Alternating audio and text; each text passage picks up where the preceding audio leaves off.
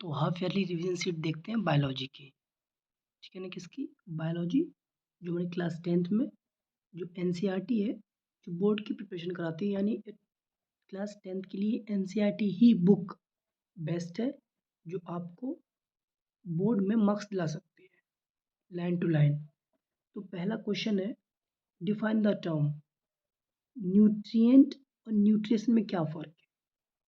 ठीक, न्यूट्रिएंट क्या है, न्यूट्रिशन क्या है, इसको हम समझते हैं। तो समझते हैं हम लोग कि इसकी डिफाइन क्या है। Nutrition is the process of taking in food and converting it into energy. Nutrition क्या है? एक प्रोसेस है जिससे हम खाना टेक करते हैं और एनर्जी में कन्वर्ट होता है, जिससे हम अपनी लाइफ को आसानी से बिना किसी डिसीजेबल के रिक्वायर से हम उसको चला सकते हैं। इन सिंपल वे में न्यूट्रिशन एक प्रोसेस है जो हम खाना खाते हैं, जिससे हमें एनर्जी मिलती है और सपोर्ट मिलता है कि ग्रोथ, चीज़ों का ग्रोथ करने में, टिश्यू सेल्स हैं और हेल्थ अच्छी रहे। और छोटे जो क्लासेस होती हैं उसमें normally the study of nutrient in food is called nutrition. ठीक, और में जो क्वेश्चन पूछा गया था उसको देखते हैं। जैसे और में हमारा क्या क्वेश्चन था, न्यूट्रिएंट्स क्या है, तो उसको देखते हैं। चलो, nutrients are the chemical compound in the food that the body use. Nutrient के केमिकल कंपाउंड होते हैं जो हमारी बॉडी है वो अपने यूज में लाती है। जैसे 6 एसेंशियल न्यूट्रिएंट कंपाउंड है। कार्बोहाइड्रेट, जो हमारे क्या कहते हैं ऑर्गन्स हैं या फिर स्किन है, इनको एक प्रोटेक्शन प्रोवाइड करती है या हाई अमाउंट ऑफ एनर्जी देती है। वाटर, अपने लगभग पृथ्वी पे 71% तो पानी है। अपने बॉडी में भी जितने भी ऑर्गन्स है उसमें वाटर की रिक्वायरमेंट प्रॉपर चाहिए। ऐसे ही फैट, प्रोटीन, मिनरल्स, विटामिन, ये सब हमारे न्यूट्रिएंट। न्यूट्रिएंट केमिकल कंपाउंड है जो हम खाने में रहते हैं। न्यूट्रिशन क्या है? एक प्रोसेस है जिससे खाना खाते एनर्जी मिलती है। और न्यूट्रिएंट क्या है? ये हमारे एसेंशियल न्यूट्रिएंट होते हैं जिनसे हमें एनर्जी मिलती है। ठीक है, नेक्स्ट क्वेश्चन देखते हैं। नेक्स्ट क्वेश्चन है, where do plant get raw material for photosynthesis. मतलब जो फोटोसिंथेसिस प्रोसेस होती है तो उनके लिए रॉ मटेरियल क्या क्या होते हैं जिससे फोटोसिंथेसिस हो सके, या फिर इसे ना कर पाओ तो ये कर दो। Name any 3 juice secreted by elementary organ. 3 juice बताने हैं जो हमारी एलिमेंट्री ऑर्गन है, माउथ से लेके एनस तक, उनके अंदर सीक्रेट होती है और जिससे खाना पचता है। तो सबसे पहले देखते हैं कि जो रॉ मटेरियल है वो फोटोसिंथेसिस के लिए प्लांट को कहाँ कहाँ से मिलता है, पहले उसको देखते हैं। तो ये देखिए, रॉ मटेरियल फॉर फोटोसिंथेसिस, सबसे पहले सनलाइट जो नेचुरली है, ये बायोटिक फैक्टर है जो समाप्त नहीं हो सकता। क्लोरोफिल, ये पत्तियों के जो पत्ती होती है ग्रीन पोर्शन उसके अंदर रहता है, जो सनलाइट आती है वो एब्जॉर्ब करती है जिससे खाना बन सके। CO2 हम लोग जानते हैं एटमॉस्फेयर से लीव में जाती है जिससे आगे फोटोसिंथेसिस प्रोसेस हो सके और उससे हमें ऑक्सीजन मिल सके। वाटर, जिसमें मिनरल्स डिजोल्व रहते हैं, नाइट्रोजन, फॉस्फोरस, और ये सब रूट से प्लांट के लीव्स तक पहुंचते हैं। ठीक, ये हमारे मेनली 1 2 3 4 रॉ मटेरियल हैं जो फोटोसिंथेसिस को बनाने में हेल्प करते हैं। ठीक, नेक्स्ट क्वेश्चन देखते हैं। देखो, नंबर 1 है लिवर, जो बाइल जूस को बनाता है। ठीक, और स्टोर कौन करता है? गॉल ब्लैडर, और इसका काम है फैट को डाइजेस्ट करना। एक तो ये हो गया। ठीक, दूसरा देखते हैं हम लोग। दूसरा जूस है पेनक्रियास। ठीक, कौन है? जो हमारा पेनक्रियास होता है, क्या? पेनक्रियास, ये अपना पेनक्रियाटिक जूस निकालता है। कौन सा जूस? पेनक्रियाटिक जूस निकालता है, जिसकी वजह से प्रोटीन और ज़्यादा अमाउंट में टूटती है। ठीक, और जो तीसरा नंबर का है वो है स्मॉल इंटेस्टाइन, अपना खुद का जूस निकालती है सकस इंट्रकस, जिसकी वजह से खाना कंप्लीट तरीके से स्मॉल इंटेस्टाइन में टूट जाता है। तो टोटल हमारे कितने? 3 हो गए। पहला है बाइल जूस। ठीक,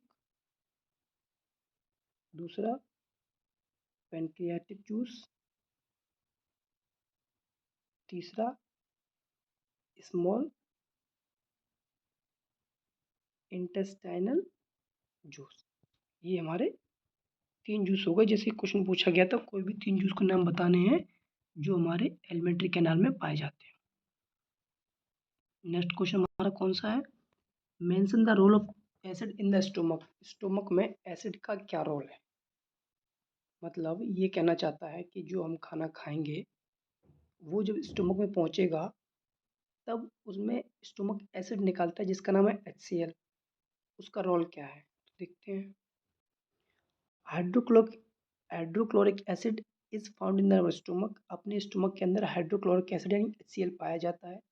this kill the harmful germs which enter our body via food. खाना के दौरान कोई हार्मफुल जर्म्स या माइक्रो या सूक्ष्म जीवी कण जो अपनी बॉडी के अंदर एंटर हो गए हैं फूड के रास्ते, उनको मार देगा। और the acid also activate the pepsin enzyme for protein digestion. और जब HCl रिलीज होगा उस समय जो पेप्सिन एंजाइम स्टोमक के अंदर है उसको एक्टिवेट कर देगा जिसकी वजह से प्रोटीन डाइजेशन हो सके। ठीक, नेक्स्ट देखते हैं। क्वेश्चन नेक्स्ट हमारा था कि how does the small intestine absorb digested food. जो हमारी स्मॉल इंटेस्टाइन है वो कम्प्लीटली डाइजेशन कैसे करती है अपने स्मॉल इंटेस्टाइन। तो बोर्ड में याद रखना, आपको कोई एक ही करना है और में से दोनों नहीं करने हैं। याद रखना, कोई एक ही करना, पर हम दोनों को लेकर चलते हैं कि शायद कोई एक आएगा ही। तो क्वेश्चन नंबर 3 का और वाला पोर्शन देखते हैं। ठीक है जी। The innermost layer of small intestine is the finger like projection. जो स्मॉल इंटेस्टाइन को अगर फाड़ोगे तो उसमें इस तरीके से विलाई रहती है। ठीक, ऐसी ऐसी कौन रहती है? विलाई। जो कैसी होती है? फिंगर लाइक प्रोजेक्शन होता है जिनका। ये क्या करती हैं? Increase the absorption surface area. मतलब जब कोई खाना ज़्यादा खा लेता है तो पेट फटता नहीं है, ना स्मॉल इंटेस्टाइन फटती नहीं है, ये विलाई खिंच जाती हैं जिससे ज़्यादा अमाउंट में खाना एब्जॉर्ब हो सके। These villi also compromise the blood capillaries to aid the absorption of simple molecule from food। और ये ब्लड कैपिलरीज है वो जो ग्लूकोज टूटा है या ग्लूकोज से ग्लूकोज टूटा है, प्रोटीन अमीनो एसिड टूटा है या फैटी एसिड में फैट टूटा है, उनको एब्जॉर्ब करती हैं और पूरे बॉडी में भेज देती हैं। अब नेक्स्ट क्वेश्चन देखते हैं।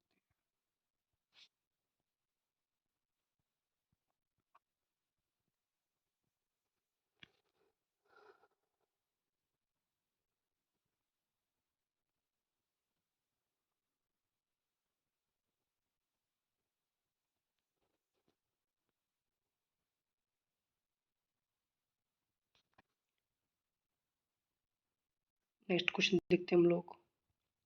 Name the component of the transport system in organized animal. मतलब जो वो कंपोनेंट्स बताने हैं जो सर्कुलेटरी सिस्टम में एनिमल्स के हेल्प करते हैं। मतलब एनिमल के अंदर जो ट्रांसपोर्ट सिस्टम है, सर्कुलेटरी सिस्टम है, हार्ट का सिस्टम है, उनमें कौन कौन से मेन कंपोनेंट्स रहते हैं उनके नाम बताने। तो चलो देखते हैं। तो ये हमारी रहे component system. The primary component in the circulatory system are the heart. सबसे पहला हार्ट है, फिर ब्लड वेसल है, फिर ब्लड है। ठीक, क्या बोल रही है? जो सर्कुलेटरी या ट्रांसपोर्टरी सिस्टम है ह्यूमन बींग्स का, उसमें मेन 3 चीज़ें पाई जाती हैं। पहला हार्ट, दूसरा ब्लड, और तीसरा ब्लड वेसल जिसमें ब्लड बहता है। जो 2 ही होती हैं, आर्टरीज और वेन्स। ऐसा लाइन बोल रही है हमारी। ठीक, चलो लाइन देखते क्या कह रही थी। दोबारा उसी बात है। ठीक, इतना देख लिया था। ठीक, blood is a fluid consisting of red blood cell, white blood cell, plasma and platelets. जो ब्लड है, ब्लड के अंदर क्या क्या रहता है? एक फ्लूइड है जिसके अंदर RBC, WBC, प्लाज्मा, प्लेटलेट्स रहती हैं।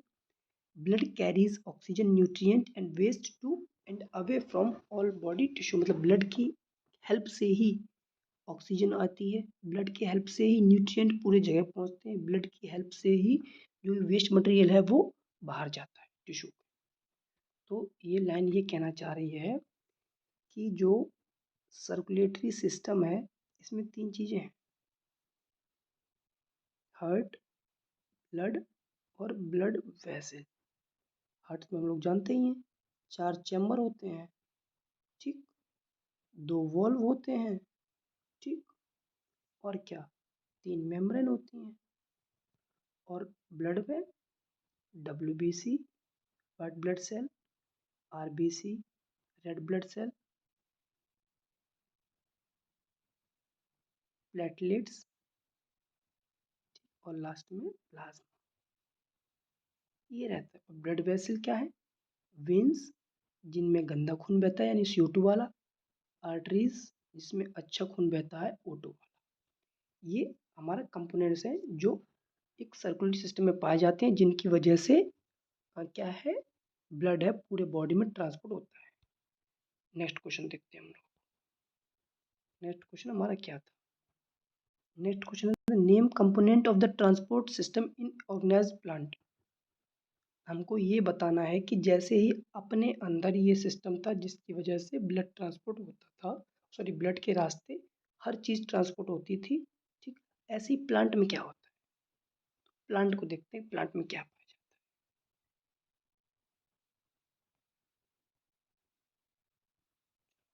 तो प्लांट की बात करें, the highly organized component of the transport system plants are xylem और फ्लोएम। जाइलम और फ्लोएम ही प्लांट के अंदर पाए जाते हैं, जिनकी वजह से खाना और पानी दोनों पूरे प्लांट में पत्तियों से लेके जड़ तक और टॉप से लेके बॉटम तक ट्रांसपोर्ट करता है। Xylem consist of vessel and tracheids, जिससे जल यानी पानी पूरे उसमें बहेगा जाइलम की तरीके से।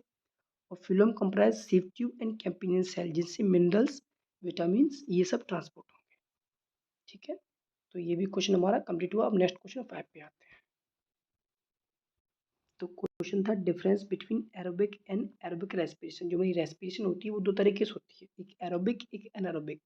एरोबिक मतलब take place in the presence of oxygen, जो ऑक्सीजन की प्रेजेंस हो, ये माइटोकॉन्ड्रियम होगी। इसमें जो एंड प्रोडक्ट है वो CO2 एंड H2 मिलेगा और इसमें एनर्जी ज़्यादा रिलीज होगी। एनारोबिक क्या है? Take place in the absence of oxygen, oxygen की एब्सेंस में होगी, साइटोप्लाज्म में होगी। एंड प्रोडक्ट अल्कोहल और लैक्टिक एसिड होगा, अल्कोहल भी हो सकता है, लैक्टिक एसिड भी हो सकता है, और less amount of energy release होगी। ये हमारे मेन रेस्पिरेशन जो दो तरीके से होते हैं, एरोबिक एनारोबिक, इनकी डिफरेंस है। और ये क्वेश्चन कहीं ना कहीं आपको देखने को मिल ही जाएगा। नेक्स्ट क्वेश्चन चलते हैं हम लोग। How does the fat digest in the alimentary canal. जो हमारी एलिमेंट्री कैनाल है में उसमें फैट डाइजेस्ट कैसे होता है, थोड़ा एक चार्ट देख लो, उसके बाद हम लोग इसको देखते हैं कि चार्ट कैसे और कैसे रूपी में कि फैट डाइजेस्ट होता कैसे और कहाँ होता है, उसको थोड़ा सा हम लेके चलते हैं। जैसे ये वाला पेज है, ठीक, तो इसके लिए 2 पेज चाहिए होंगे, चलो एक में हो जाएगा। ये देखो, हम लोगों ने खाना खाया, दांतों ने चबाया, टंग ने रोलिंग करके नीचे पहुंचाया, स्लैवरी ग्लैंड में थोड़ा सा कार्बोहाइड्रेट डाइजेस्ट हुआ, कितना 30%, ठीक, कितना 30%। ऑसोफेगस कोई काम नहीं है, खाना को नीचे पहुंचाएगा। स्टोमक प्रोटीन को डाइजेस्ट करेगा। स्मॉल इंटेस्टाइन में जो फैट है ये, क्योंकि फैट स्मॉल इंटेस्टाइन में ही डाइजेस्ट होता है, ये फैट डाइजेस्ट कैसे होता है, क्वेश्चन ये है हमारा। तो हम लोग देखते हैं कैसे, देखते हैं फैट डाइजेस्ट कैसे होता है, तो इसको देखते हैं। Fats digest in the small intestine, देख लिया फैट स्मॉल इंटेस्टाइन में ही डाइजेस्ट होगा। जो लिवर बाइल जूस बनाता है वहाँ से बाइल जूस निकलेगा और ये break down the large globule of fat into small globule. जो फैट लार्ज टुकड़ा था वो छोटे टुकड़े में कन्वर्ट हो गया। This is called emulsification of fat. जो बड़ा मॉलिक्यूल छोटे मॉलिक्यूल में फैट का टूटा, ये कहलाता है emulsification of fat. The bile also make the medium alkaline. जो पेट ने एसिडिक भेजा था स्मॉल इंटेस्टाइन में, तो जब बाइल मिक्स होता है स्मॉल इंटेस्टाइन में, उस खाने से, एसिडिक खाने से उसको अल्कलाइन बनाता है। तब जाके पैनक्रियाटिक एंजाइम काम करता है, जिससे लाइपेज बाद में फिर टूटता है फैटी एसिड में, ठीक। क्या समझे? मतलब खाना खाया, स्टोमक में आया, फिर HCl था, उससे मिला, फिर जब ये स्मॉल इंटेस्टाइन में फैट मॉलिक्यूल आया, फिर जब बाइल जूस इससे मिला, तब ये टूटा पैनक्रियाटिक एंजाइम की प्रेजेंस में फैटी एसिड। तोड़ा किसने? बाइल जूस ने और पैनक्रियाटिक एंजाइम ने, दोनों ने मिलकर। नेक्स्ट क्वेश्चन देखते हैं।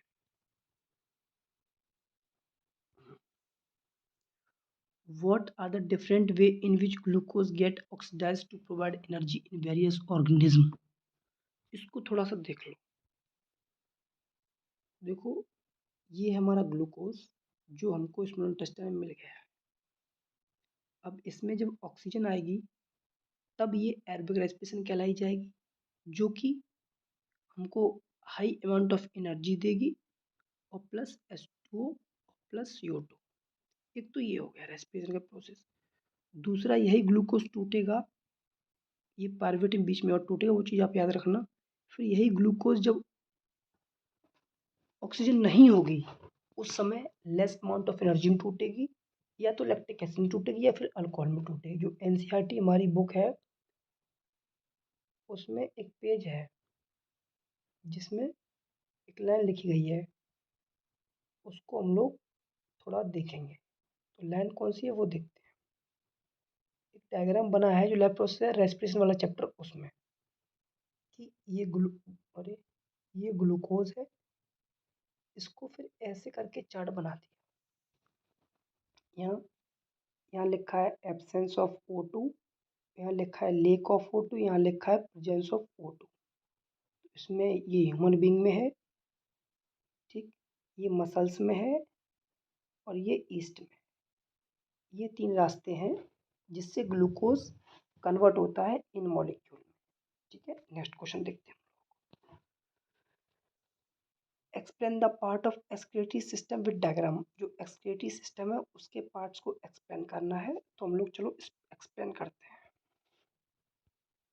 तो जो यानी किडनी वाला पोर्शन है उसको एक्सक्रीटरी सिस्टम के नाम से भी जानते हैं। तो हम लोग पहले किडनी वाले को लेके चलते हैं कि ये है, ये हमारी रही किडनी। कौन? किडनी। एक्सक्रीटरी सिस्टम में पहला रहेगा, एक्सक्रीटरी सिस्टम का नाम है यूरिनरी सिस्टम। द किडनी जो एक्सक्रीटरी ऑर्गन है, यूरेटर जो ये दो रास्ते हैं, यूरिन इसमें भरेगी आके यानी रास्ता है, यूरिनरी ब्लैडर जहाँ पे यूरिन भरी रहेगी, यूरेथ्रा जहाँ से यूरिन बाहर निकलेगी। किडनी आप लोग ऐसे ही बना सकते हैं, अगर ना बना पाए तो ये यूरेटर आ गए दोनों, और इसमें ये भर, और ये बाहर निकल गए जो आर्टरीज और vein, renal artery, renal vein, ये हो गए। एक्सक्रीशन क्या है? The metabolic activities in the body generate many kind of waste include nitrogen waste which are harmful for the body. मतलब जो मेटाबॉलिक एक्टिविटीज होती हैं, जो भी टूटती है, खाना टूटता है, उनसे कुछ ना कुछ वेस्ट मटेरियल निकलता है। वो वेस्ट मटेरियल नाइट्रोजन वेस्ट होता है, अगर वो हमारे बॉडी में रहेगा तो बॉडी को हार्मफुल करेगा। इसलिए इसको रिमूव करने के लिए एक प्रोसेस होनी चाहिए जिसका नाम है एक्सक्रीशन। तो ये यूरिन के रास्ते नाइट्रोजन वेस्ट बाहर निकालती है। ठीक, नेक्स्ट क्वेश्चन देखते हैं। नेक्स्ट क्या था? Draw a label diagram of respiratory system with explanation. अब रेस्पिरेटरी सिस्टम का डायग्राम देखना है, चलो उसको देखते हैं। ये रहा। उससे पहले हमें इसके बारे में थोड़ा समझ लेना चाहिए कि कहना क्या चाहता है। ये हमारी कुछ लाइन है, उनको देखते हैं। ठीक, आई थिंक अभी एक और क्वेश्चन है, तब तक हम लोग इसको देखते हैं। रेस्पिरेटरी सिस्टम क्या है? An organ system that is in charge of delivering oxygen to blood. एक ऐसा सिस्टम जो ऑक्सीजन को डिलीवर करता है और ब्लड तक ले जाता है जिससे खाना बन सके। मतलब नोज, ठीक, नोस्ट्रेल, ठीक, उसके बाद फेरिंग्स, ये ऑक्सीजन का आने जा रास्ता है। फिर लैरिंग्स, ट्रैकिया, ब्रोंकिया गायब कर दिए क्या? ब्रोंकिया है, ये दो भागों में टूटा, ब्रोंकिया है ये वाला, ब्रोंकियोल्स, फिर ये डिवीजन हुआ है ब्रोंकियोल्स, और बीच में ये एल्वोलाई। ये रास्ता है ऑक्सीजन का आने का, एल्वोलाई से ब्लड और ब्लड से बॉडी। ठीक, अब थोड़ा इनको और डिटेल में देखते हैं। ठीक, रेस्पिरेटरी सिस्टम क्या है कि ऐसा सिस्टम है जो ऑक्सीजन को डिलीवर करता है एटमॉस्फेयर से अपनी बॉडी के अंदर। Respiratory is made up of trachea, trachea से मिलकर बनता है, टू लंग्स, जिसमें दो ये लंग्स होंगे और एक डायफ्राम यहाँ होगा, जिनको ये इस जगह पे यहाँ। एल्वोलाई क्या करती हैं, जो ये छोटे छोटे हैं ये बल्ब पत्ती तरीके से ये ऐसे ये transfer of oxygen into blood करती है, मतलब ऑक्सीजन ये जब ऑक्सीजन आती है तो ये फूल जाते हैं, जिससे ऑक्सीजन ब्लड में पहुंच जाती है और CO2 वापस आ जाती है। ये हो गया हमारा रेस्पिरेटरी सिस्टम। अब लास्ट क्वेश्चन देखते हैं हम लोग। लास्ट क्वेश्चन क्या है, लास्ट क्वेश्चन पे हम लोग आते हैं। लास्ट क्वेश्चन हमारा कहाँ गया, ये रहा last question. Right a short note on hormone. Hormone के ऊपर लिखना है, right a short note. Hormone क्या है, तो सबसे पहले हार्मोन एक इंडोक्राइन ग्लैंड है।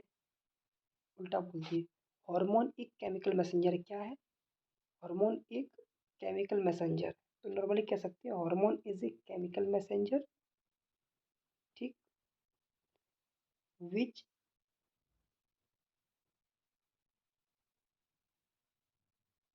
Produce by endocrine gland. क्या hormone is a chemical messenger which produce by endocrine gland and it transfer with the help of blood to the target cell by which the function is occurring या function is occur। Normally hormone एक chemical messenger है जो endocrine gland निकालती है, वो blood के रास्ते transfer होकर टारगेट सेल तक पहुंचता है, बाकी जो फंक्शन होना होता है वो होता है। Right any four name of hormone, कोई चार नाम बताने हार्मोन के विद देयर लोकेशन। तो हम लोग बताते हैं। तो ऐसे देखो कि पहले हेड पे आते हैं। हेड में तीन ग्लैंड है, पिट्यूटरी ग्लैंड, हाइपोथैलेमस ग्लैंड और पाइनियल ग्लैंड। तो पिट्यूटरी को जो ग्लैंड है वो हार्मोन निकालेगी, ग्रोथ हार्मोन, ठीक, LSH, FSH, ऑक्सीटोसिन, ठीक, एक ही याद रखो। उसके बाद सेकंड पे आते हैं थायराइड। ये हार्मोन निकालेगी, ग्लैंड है थायराइड ग्लैंड, ये हार्मोन निकालेगी थायरोक्सिन। दो हो गए। तीसरा दिल के पास में थाइमस ग्लैंड, थायमिन हार्मोन निकालेगी। चौथा किडनी के पास में एड्रेनल ग्लैंड, एड्रेनलिन हार्मोन निकालेगी। और बाकी टेस्टिस ओवरी हार्मोन निकालते हैं, कौन कौन से, ईस्ट्रोजन प्रोजेस्टेरोन ओवरी निकालेगी। और बाकी जो बचा कौन, टेस्टिस, वो टेस्टोस्टेरोन हार्मोन निकालेगा। इंसुलिन ये पेनक्रियाज है वो निकालता है, पेनक्रियाज मिक्स ग्लैंड है जो इंसुलिन निकालेगी प्रॉपर मात्रा में, जिसकी वजह से ब्लड प्रेशर या BP जो भी है वो मेंटेन रहता है, ठीक। ग्रोथ हार्मोन, जब प्यूबर्टी गेन करता है इंसान उस समय ये हार्मोन चीज़ों को ग्रोथ करने में हेल्प करता है, जैसे मस्तिष्क आना, डिस्क का डेवलपमेंट होना, स्पर्म का प्रोडक्शन होना, ये सब, हाइट में बढ़ना या चेंजमेंट होना। ये हमारा आज का टॉपिक खत्म हुआ। अब नेक्स्ट पार्ट बायोलॉजी पे वो केमिस्ट्री पे आते हैं, पार्ट 2 नेक्स्ट टाइम। तब तक के लिए थैंक यू क्लास।